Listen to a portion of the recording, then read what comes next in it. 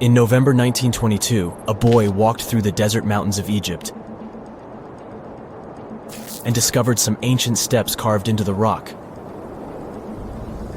Subsequently, this find became one of the world's largest and most significant archaeological discoveries.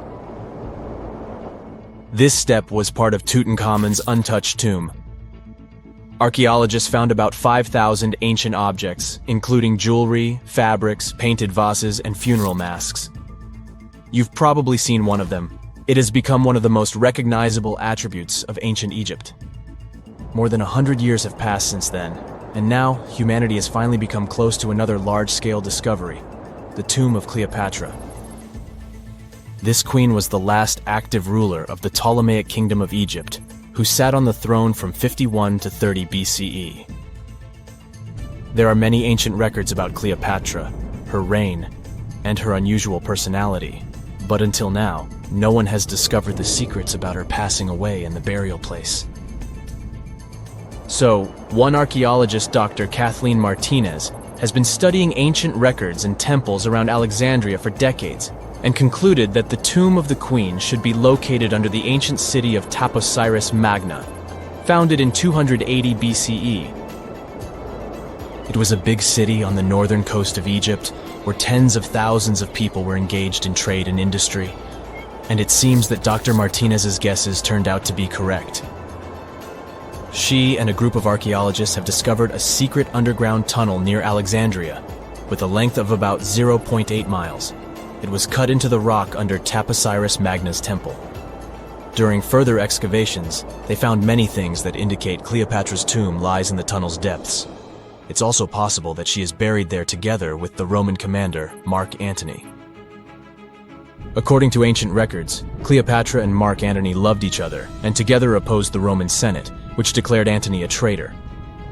The fact that natural disasters have occurred on the territory of Taposiris Magna for thousands of years can complicate the excavations. Earthquakes and floods destroyed the city and possibly flooded its underground tunnels. But archaeologists hope the ancient tomb remains untouched, and that it hides many treasures and records about the royal life of ancient Egypt during the reign of the last dynasty. There's a chance that excavations will go underwater and in the mud. This will require much time and funding, but archaeologists are sure it's worth it. Anyway, it's too early to say that Cleopatra is really buried there, but scientists have found many things in the tunnel that confirm this, including clay pots, dozens of coins with the image of Cleopatra and Alexander the Great, as well as a bust with the image of the Egyptian queen. Cleopatra is still one of the most popular personalities in Egypt, on an equal footing with Ramesses III and Tutankhamun. She inspired many films, paintings, and books, but what made her so popular? She became famous for her inconsistency.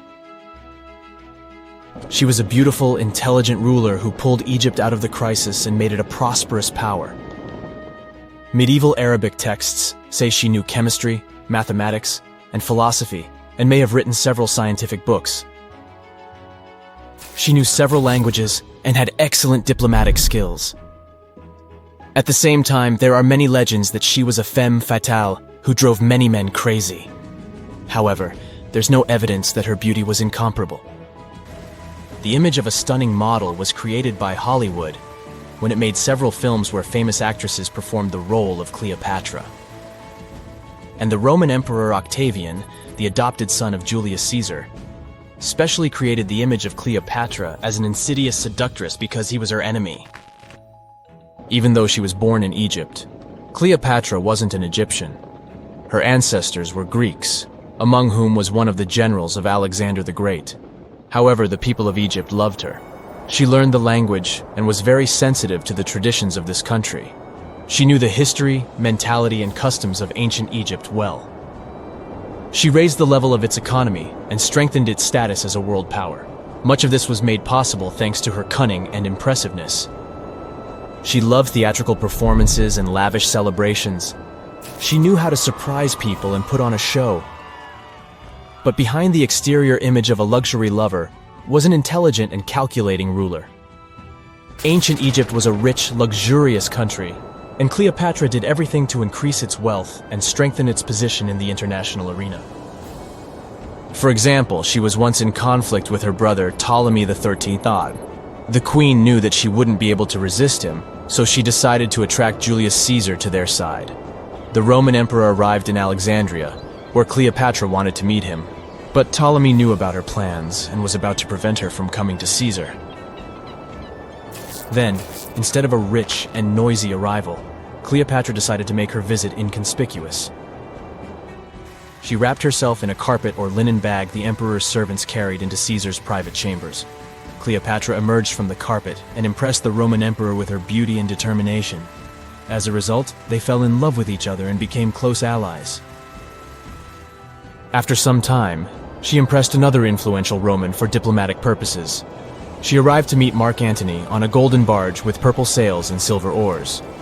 Cleopatra was dressed in the image of Aphrodite and sat under a magnificent canopy. Her servants dressed like cupids and were blowing her fan and burning incense. But Cleopatra created such a show for a reason. She knew that Antony revered Greek mythology and considered himself the embodiment of Dionysus. As a result, he was so impressed with this woman that he ended up marrying her. Cleopatra defended her crown, strengthened her alliance with Rome, and bore Antony 3 children. In Egypt, they threw big parties and enjoyed wealth with power. However, the relationship of a high-ranking official with the Egyptian queen caused a scandal in Rome. Octavian was Antony's primary opponent in the struggle for power, so he exploited the situation to darken the competitor's reputation. He used propaganda to make Cleopatra an insidious seductress in the eyes of Roman citizens. He accused Antony of succumbing to her charms. The Roman Senate supported Octavian and declared Cleopatra an enemy. In 33 BCE, this conflict reached a high point when Antony's navy clashed with Octavian's fleet. The latter won and forced his enemy to flee to Egypt with Cleopatra. According to some records, they took refuge near Alexandria. Pursued by the Romans, they hid in one of Cleopatra's palaces and met their end. Some legends say that Cleopatra was an expert in poisons. She provoked a venomous snake, a viper or an Egyptian cobra, to bite her. Also, according to another legend, she pricked herself with a poisonous needle. There's a theory that Cleopatra always carried an ampule with poison inside her hairbrush. And when she was cornered, she soaked the needle with this poison and pricked herself. None of this can be said for sure. Scientists are still trying to find out the truth. Perhaps when they reach Cleopatra's tomb, the world will get more answers about her tragic fate. She is considered the last ruler of Egypt. After her passing, Octavian plundered her palaces and temples and returned to Rome, where he became the main emperor. He successfully ruled the country and expanded its borders. His reign ended when he turned 75. World history would have looked different if Cleopatra and Mark Antony hadn't lost that naval battle.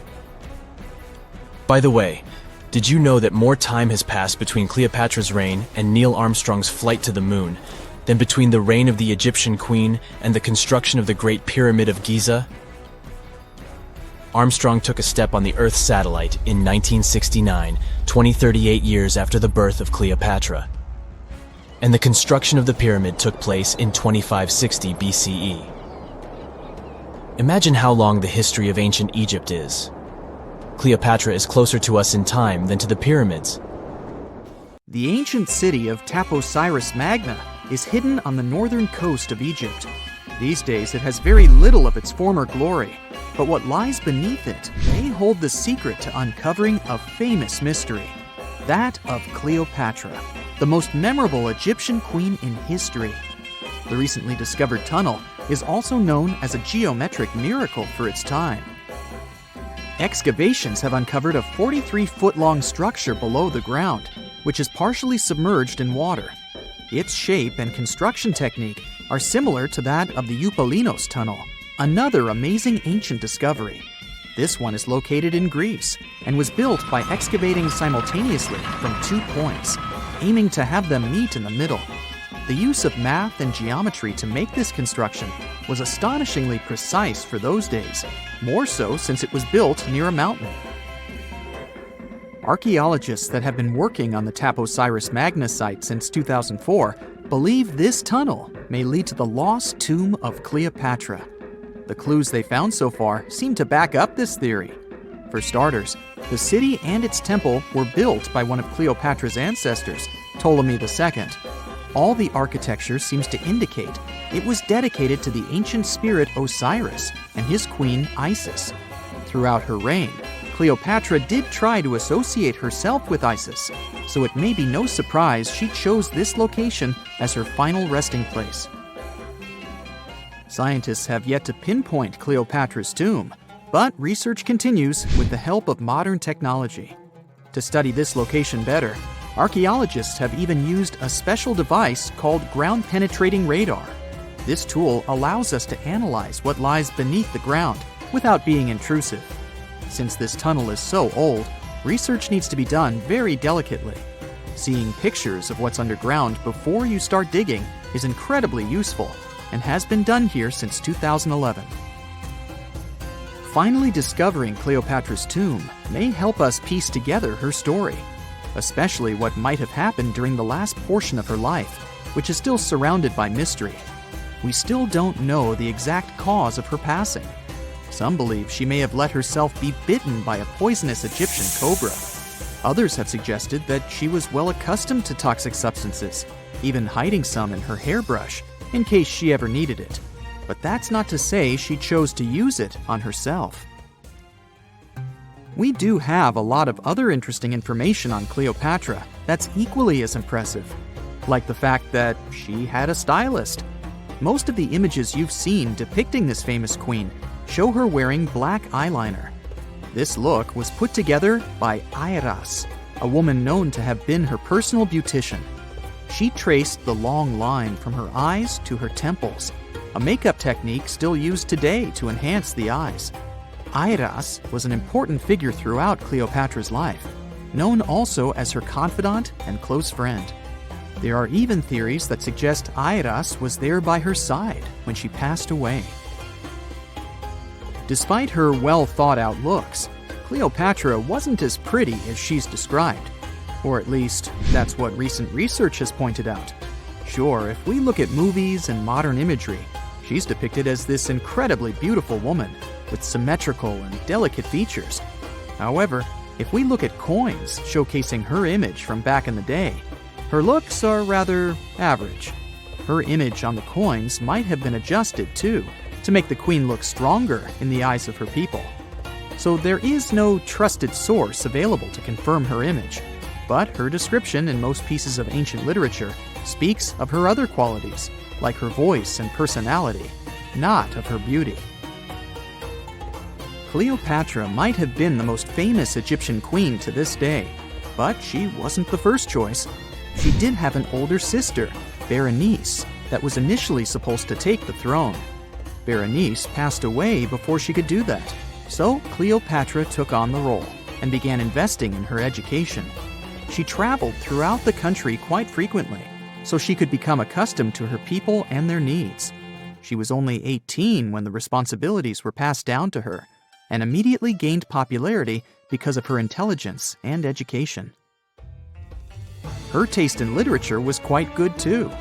She was known to be a fan of Homer, the famed Greek philosopher and poet. Cleopatra loved to write as much as she loved to read. There are even claims that she wrote a book on medicine and cosmetics, but we have no evidence to this day that such work ever existed. Part of being a great leader back then meant you had to speak multiple languages. Cleopatra clearly understood that, and that's why she's rumored to have known many languages to varying degrees. Some archaeologists suggested she spoke Greek, Egyptian, and Ethiopian, as well as many Arabic dialects. She might have even spoken Latin, but there's little evidence to support this claim. She might not have had angelic looks, but Cleopatra was really careful with the way she looked, even with her diet. She was known to have enjoyed simple meals, including a variety of fish.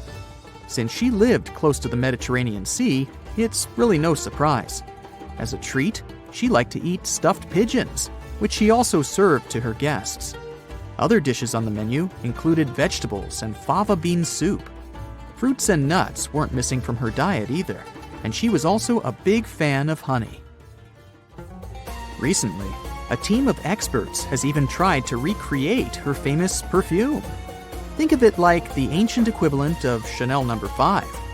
Cleopatra was known to be a fan of luxurious scents, which she believed could even influence how people treated her when they met.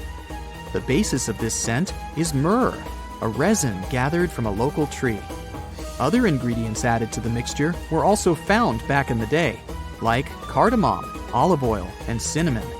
The results may not be quite as delicate as the perfumes we know and use today. Its consistency was way thicker, and the scent lasted way longer. When she was at the height of her power, Cleopatra might have been the richest person in the world. Back in the day, she ruled over a territory that stretched across the Mediterranean, from modern-day Libya in the west through Egypt to Syria in the east. This is the largest territory ever ruled over by a woman. In today's currency, her worth might have been somewhere around $95 billion. The calendars we use today may have been introduced by Cleopatra herself.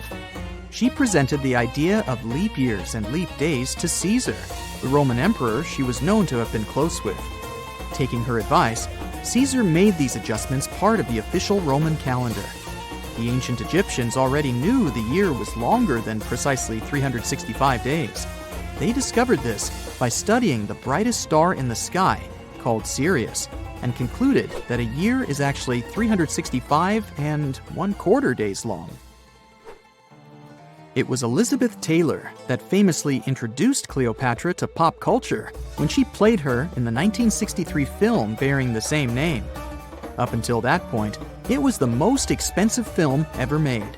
It was originally supposed to cost somewhere around $2 million, but ended up costing a mind-boggling $44 million.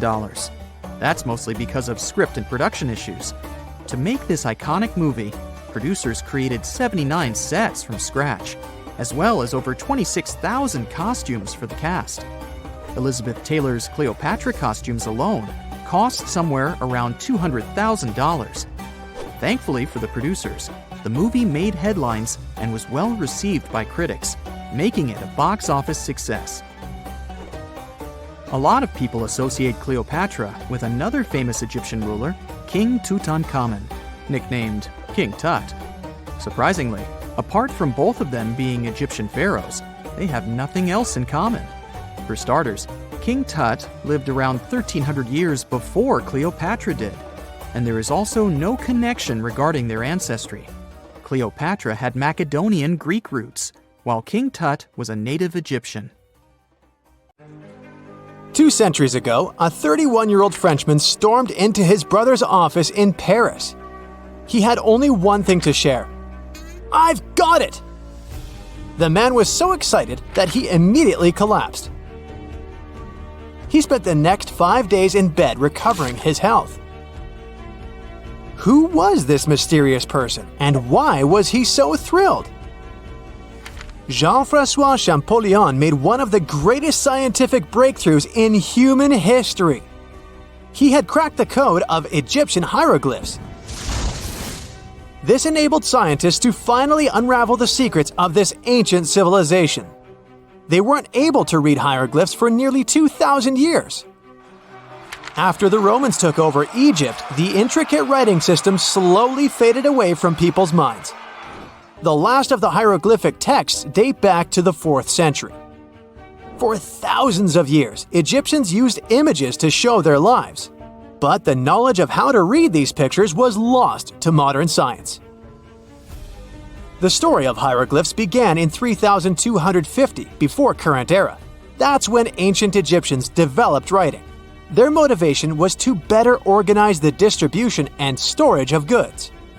One of the earliest examples is a ceramic jar that had an inscription in black ink. There were 2 major writing systems. The first were the hieroglyphs, which literally means sacred carving.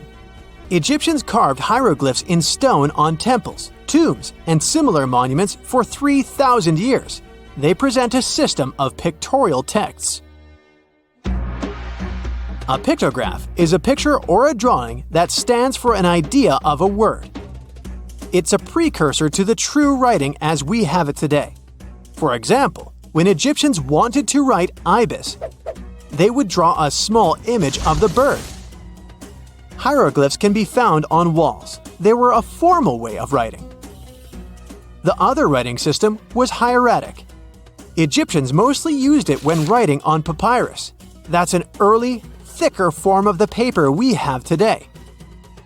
It soon evolved into demotic. This improved version became the most common writing systems in ancient Egypt.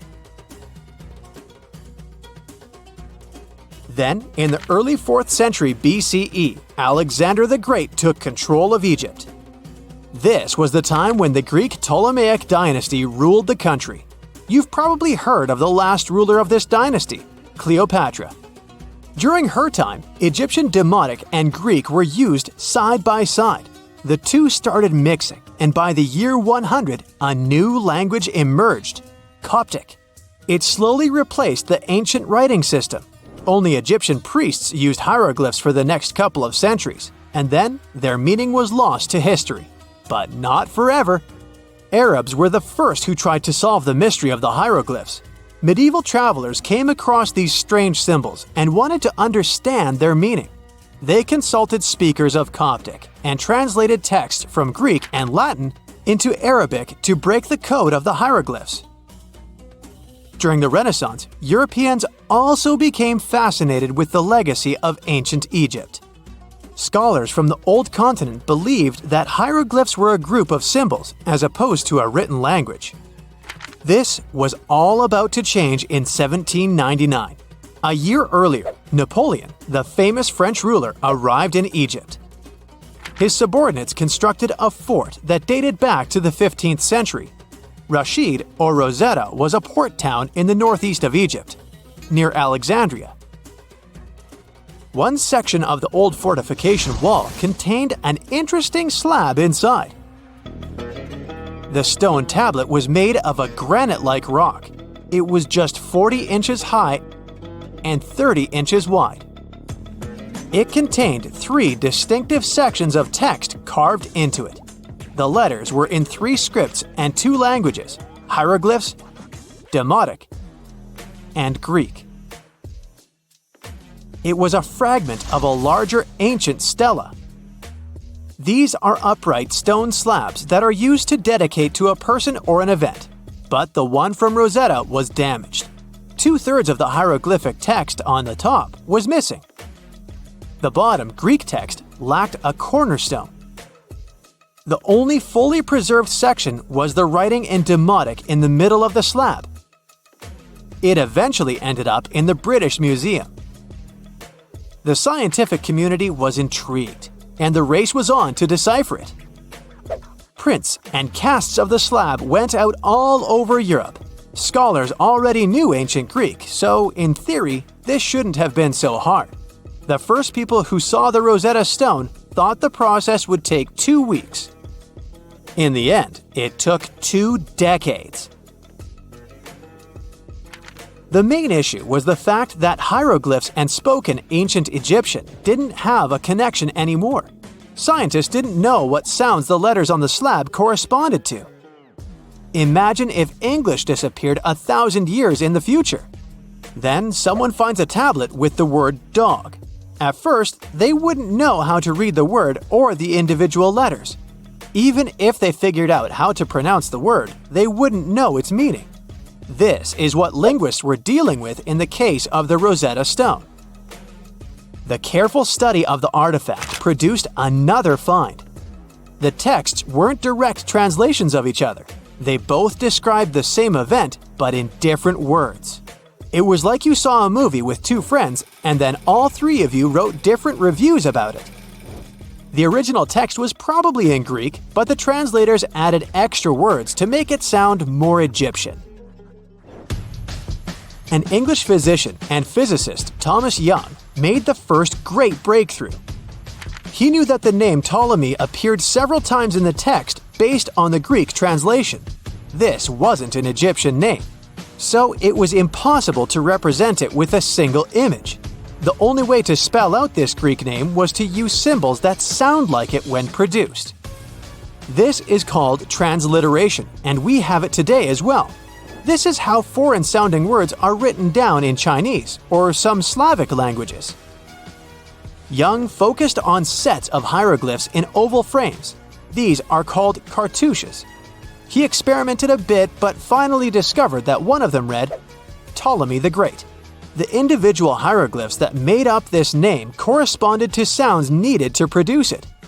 This is where our mysterious man from the beginning of the video enters the picture. Champollion picked up where Young left off. He knew Coptic, so the Frenchman was able to determine what many other hieroglyphs sounded like. The eureka moment was close. It came while he was studying a cartouche from a site dedicated to Ramses II. It had 4 symbols. The last 2 were the same. He determined this was the sound S. The first symbol was the sun. This is Ra or Re in Coptic. So the cartouche read Ra something SS. Can you already guess the name? Of course, it's Ramses. This breakthrough finally cracked the code. Ancient Egyptian wasn't a mishmash of cool-looking images. It was a phonetic language that Jean-François Champollion discovered in September of 1822. The stone slab is today known as the Decree of Memphis. The Egyptian Council issued it in this city in the year 196 before current era. In it, they expressed their loyalty to the pharaoh. They erected identical stelae in temples all across Egypt. The Rosetta Stone was just one copy of them, but its content is less important than the fact that Champollion's translation gave these ancient peoples their voice again. During the 1800s, European scholars didn't think that the Egyptian civilization was much older than classical Greek or Roman. Now that scientists could read hieroglyphs, a whole new chapter of human history opened. One of the most famous finds in the history of archaeology happened in 1922. That's when the British archaeologist Howard Carter discovered the tomb of Pharaoh Tutankhamun in Egypt's Valley of the Kings. The whole world admired King Tut's golden mask. But without Champollion's pioneering work, it would be impossible to know who its owner was. The young pharaoh's cartouche is phonetic. For instance, you pronounce the pictograph of a chick as the vowel U. The symbol for the key of life is an ankh, and there is a shepherd's crook in the end. It symbolizes the word ruler. It's 1898, and you're taking part in excavations in Saqqara. This place, not far away from Cairo, is full of ancient tombs and pyramids. You're in your Indiana Jones mood and hope to find something really phenomenal to become famous. Gold, manuscripts, treasure maps, mummies of famous pharaohs. Wait, a wooden bird? You're really disappointed as it looks like a regular toy. An old one, but still. Little do you know that years later, someone would propose that your bird was actually an ancient monoplane. So the artifact, nicknamed the Saqqara bird, is made of a sycamore tree. The birdie has a wingspan of just 7 inches and weighs around 40 grams. A perfect original souvenir from Egypt, I would say. It's over 2,000 years old and looks pretty plain, without any carvings of feathers or other intricate ornaments. It has a beak and eyes though, which makes our find look like a hawk, the emblem of the deity Horus. Its tail is rather unusual as it's squared, looks weirdly upright, and it seems like the sunken part of it was the place for a now missing piece. Humans love solving a good mystery, so there have been several attempts to explain the use of the birdie. First, quite simply, is that it was a ceremonial object. The second idea is that it was a toy for a child from some well-off family. It could have been some sort of boomerang, which was a popular concept in ancient Egypt. Then there was a theory that the bird had been used as a weather vane. But this one has been debunked as the figure doesn't have any holes or markings, except for the one made at the museum in Cairo to fix the exhibit on a stick. So there was no way to hang it in the past. Almost a century after the bird was found, Egyptologist Dr. Khalil Masiha proposed a new theory that it could have been a model of a monoplane. He believed the bird was missing a horizontal tailplane. Otherwise, it had its wings set at a right angle, similar to that of modern planes. It could have worked to generate the aerodynamic lift necessary for flights. Dr. Masiha also claimed that it was common at that time to place miniature models of technological inventions in tombs. So, did the ancient Egyptians really invent the plane in 200 BCE?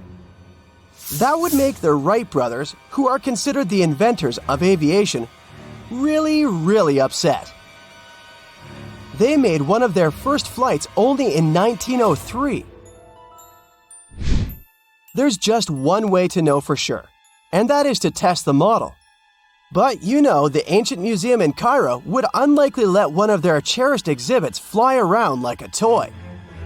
That's why glider designer Martin Gregory built a similar model, this time of balsa wood, and concluded that even with the missing tailplane, the plane wasn't much of a flyer. Case solved? Not really. This didn't sound convincing enough to the History Channel, so they invited an aerodynamics expert to build another replica of the bird. He tested it in weather conditions similar to those in Egypt and was impressed with the little plane's abilities. So, if they did invent the prototype of a plane back in the times of pharaohs, it would be a good example of an oupart. That's an out-of-place artifact, an object that's way ahead of its time in terms of technology or history. And the Saqqara bird isn't the only example of such a revolutionary concept. In 1901, a group of divers retrieved the Antikythera mechanism from an underwater shipwreck near the Greek island of Antikythera. It's been dubbed the world's first analog computer, and it's currently dated around 100 BCE. The bronze mechanism could tell the position of the sun, moon, planets, and stars, as well as the lunar phase, the dates of upcoming solar eclipses, and even the speed at which the moon moves through the sky. No one's sure who used it and how or where it was made, but it's obvious that it's extremely precise and way too advanced for its time. The first flushing toilets in the world were invented in the middle of the 20th century. Just kidding. The ancient Minoans on the Mediterranean island of Crete and the Indus Valley civilization both came up with this brilliant invention at the same time, around 4,000 years ago. The plumbing and sanitation were so well done that no one managed to design anything better until 2,000 years later. One ancient Minoan lavatory was discovered at the Palace of Knossos. It looks like it had a wooden seat set over a tunnel that directed water from a rooftop reservoir to an underground sewer. Other varieties got water from jugs. Only the super rich people could afford all this glory. So if you wanted to shop for real estate back then, the flushing toilet would be a telltale sign you were in the rich neighborhood. Automated doors became a cool, seemingly new invention back in 1931. But the technology behind them is actually much older. Think the 1st century CE old. Mathematician and engineer Heron of Alexandria came up with a hydraulic system to open and close temple doors. To bring it into action, you need to light a fire to produce heat. There was a brass pot under the fire, half filled with water. The inventor connected the brass pot to containers that acted as weights. When the fire was burning, the water moved into the containers. They went down and pulled the ropes. It was nothing like a supermarket door that opens in front of you before you even have time to think. Heron's door took hours to open, and there was no way to stop the process. That's why they only opened the doors once a day before people entered the temple, to add some mysticism at the temple during ceremonies. Spooky. Looks like the first ever battery was invented in Baghdad around 2,000 years ago. A German archaeologist found this oval-shaped clay jar in 1938. Scientists are still not sure what purpose it served and who exactly invented it.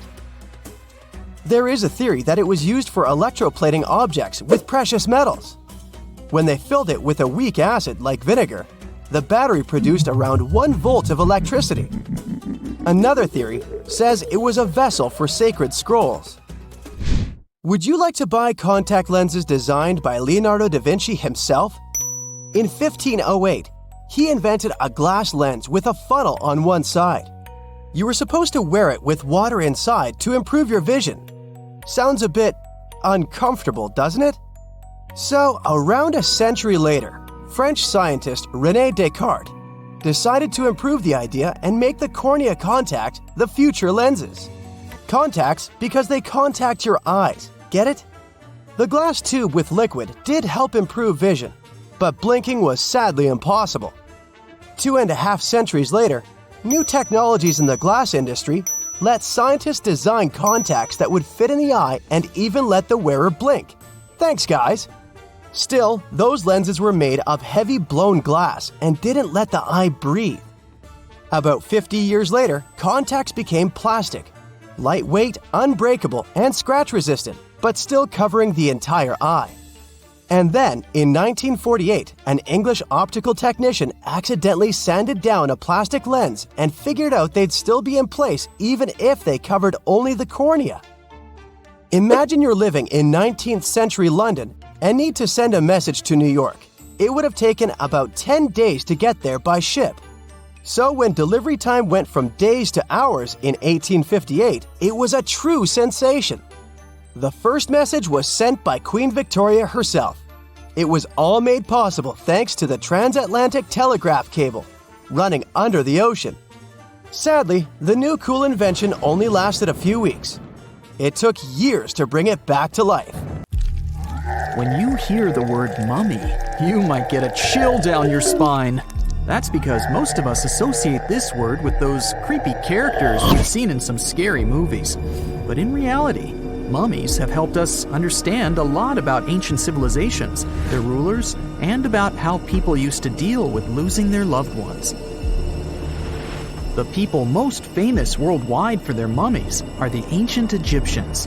They believed that some sort of existence after passing away was possible, if certain conditions were met. That's why they insisted on preserving the human body through the process of mummification and placing the mummy in a furnished tomb, kind of like giving it a fully functioning apartment of its own. Why did they believe in this? Well, because they were deeply connected to their natural environment for the most part. They saw the natural cycles around them, like how the sun rose every day, followed by the moon, or how new life was always sprouting from plants, even after they had wilted away. They also believed that the powerful spirit Osiris, who represented the cycle of passing away and resurrection, played a role in this process. To prepare for the afterlife, the ancient Egyptians followed certain rituals, like mummification, which involved using materials like honey, resins, and incense to preserve the body. There's no other mummy more popular than that of King Tut. He was a young pharaoh who ruled over 3,000 years ago in Egypt. The problem with discovering ancient royal tombs is that most of such burial sites were previously robbed. People knew ancient rulers had been left with many valuable belongings, so those locations became vulnerable to thieves. When King Tut's tomb was opened in 1922, people were excited because it had not been robbed, like many other previously discovered royal tombs. That's how well hidden it was. Inside, his mummy was encapsulated in a total of 3 coffins, including one made of gold. The objects found in his tomb showed us what ancient Egypt was like, and studying his mummy also helped us learn about the culture and practices popular at the time when he passed away. We also learned about his family by looking at his DNA. Scientists were able to discover that he had had a disease called malaria and a problem with his foot that might have made it hard for him to walk.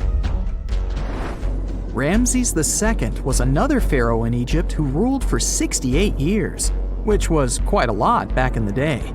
He was known for his expansion campaigns and building projects. Many objects from his time as a ruler still exist today, including a large statue of him. Ramses II was about 6 feet tall and lived to be about 90 years old. After looking at his mummy, scientists concluded that he may have had a medical condition that affected his spine. Now, remember those thieves I mentioned before? They are probably the reason why Ramses II ended up in a plain coffin in a secret collection of royal mummies at Deir al-Bahari, which was rediscovered in 1881. Thankfully, archaeologists were able to identify him because his journeys had been recorded on his wrappings. The process was really tedious too. In fact, in ancient Egypt, the mummification process could take a staggering 70 days to complete. A special person would say a very specific speech while delicately handling the body and drying it out using a type of salt called natron. They also used linen and resin to make the body look more lifelike and to wrap it in cloth. The tomb was equally as important for ancient Egyptians. The walls of King Tut's tomb, for example, were adorned with intricate artwork that depicted his journey to the afterlife, from his burial procession to his passage through the underworld. The ancient Egyptians believed that everyone made this journey after passing away, and they filled their tombs with items and paintings to help the person in their spiritual travels. Additionally, the walls of the tomb were decorated with spells from a special book, which contained a collection of poems that the Egyptians believed would help people reach the afterlife. And speaking of how important this journey was, people also placed food in these ancient tombs. In King Tut's tomb, archaeologists discovered 36 jars of vintage beverages and 8 baskets of fruit, which were believed to be left there to help him in his journey to the afterlife. The Egyptians believed that traveling to the afterlife took a really long time, so they left a lot of supplies, such as food and water, to sustain their loved ones. Pharaohs also generally had numerous luxurious garments and beautiful jewelry in their tombs to ensure that they would have a fashionable journey.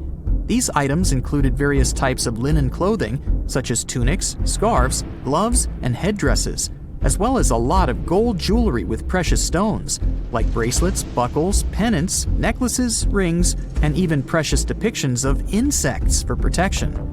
Some were also deposited with fans made from ivory and ostrich feathers to keep them cool in the afterlife.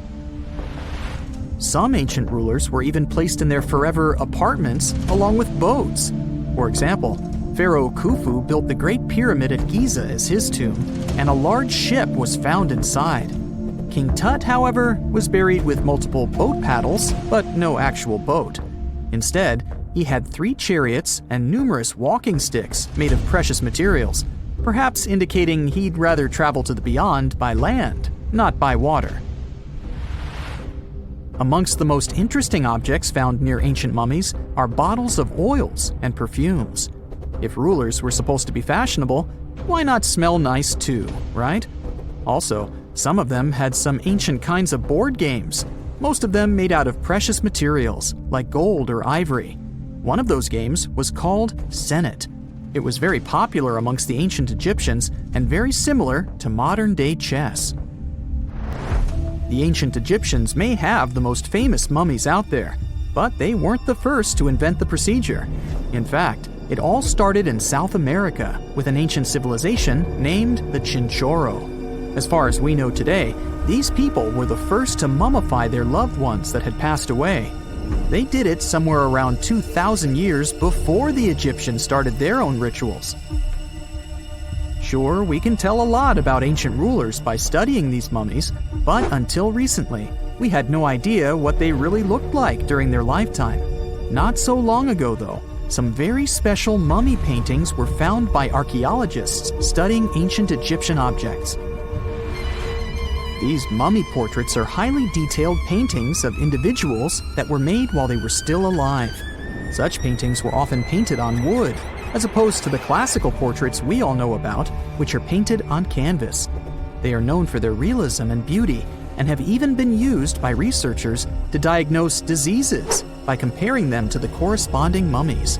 Some of these portraits also include depictions of jewelry, which was later found on the mummies. The recent discovery of these mummy portraits in Central Egypt is significant, as it marks the first time in over a century that such paintings have been found. Mummies appeared all around the world naturally, too.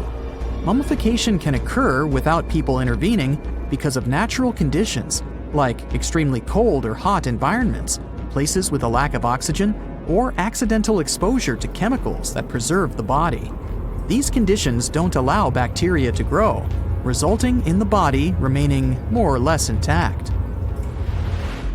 Famous Otzi was one of these mummies.